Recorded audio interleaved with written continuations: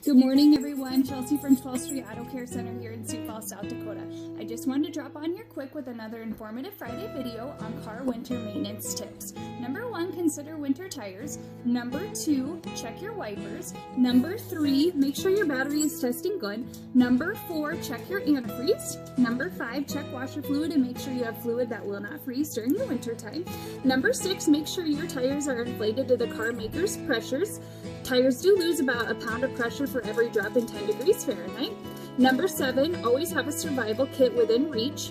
And if you need winter tires or new battery or wipers, please give us a call at 605-357-8881 or visit us at 2812 West 12th Street in Sioux Falls, South Dakota.